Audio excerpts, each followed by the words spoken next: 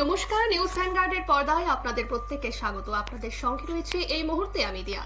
আজ মহানবমী, প্রত্যেকেই জানাই মহানবমীর অনেক অনেক শুভেচ্ছা। তবে তার মধ্যেও একটি মন খারাপ করার মতো একটি খবর উঠে আসছে। আবহাওয়ার পূর্বাভাস অনুযায়ী নবমীতে শক্তি বাড়াবে নিম্নচাপ, হালকা থেকে ভারী বৃষ্টির সম্ভাবনা দশমী এবং একাদশীতে। তবে সঙ্গী হবে আর্দ্রতাজনিত অস্বস্তি।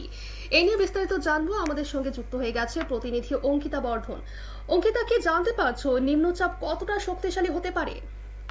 দেখো, নিম্নচাপ কিন্তু ইতিমধ্যেই শক্তিশালী হচ্ছে, আর তার ফলে কিন্তু বৃষ্টি আরো বাড়বে।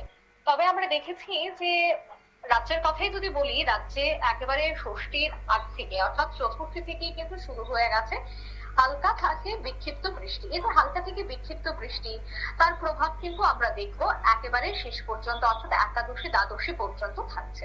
যদিও এবার দুর্গাপূজা অনেকটাই এগিয়ে এসেছে, কারণ অক্টোবরের মাঝামাঝি সময় প্রত্যেক বছরই দুর্গা উৎসব হয়, কিন্তু এবার যেহেতু অগাস্টের শেষের দিকে শুরু হয়েছে, তাই দুঃখিত, সেপ্টেম্বরের শেষের দিকে শুরু হয়েছে, তাই সেপ্টেম্বরের এই সময়টায় বৃষ্টি থাকে।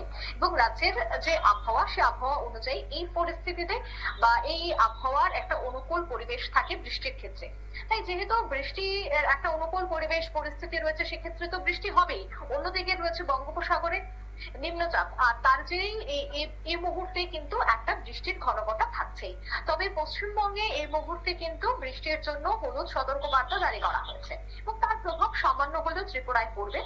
আমরা গতকালও দেখেছি যে রাজধানী আগরতলা বা পশ্চিম জেলা বাদ দিয়ে বেশ কয়েকটি জেলায় কিন্তু ভারী বৃষ্টিপাত হয়েছে, এবং পশ্চিম জেলায় হালকা থেকে বিক্ষিপ্ত বৃষ্টিপাত হয়েছে।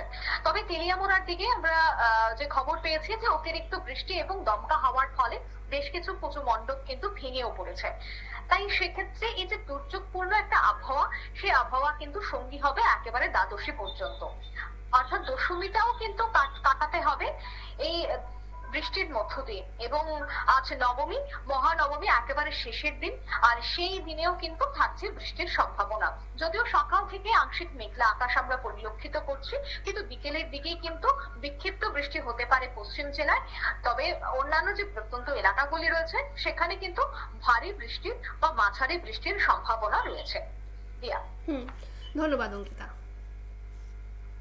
আপনারা শুনলেন, এবারে যেহেতু দুর্গাপুজো অনেকটাই এগিয়ে, তাই এবারে অনেকটাই বৃষ্টির অনুকূল একটা পরিবেশ রয়েছে। হালকা থেকে মাঝারি বৃষ্টিপাত পুজোর শুরু থেকে থাকলেও সেটা কিন্তু থাকবে একেবারে একাদশী পর্যন্ত, এমনটাই কিন্তু জানিয়েছে আমাদের প্রতিনিধি অঙ্কিতা বর্ধন। নিয়ে নিচ্ছে ছোট একটি বিজ্ঞাপন বিরতির সঙ্গে থাকুন।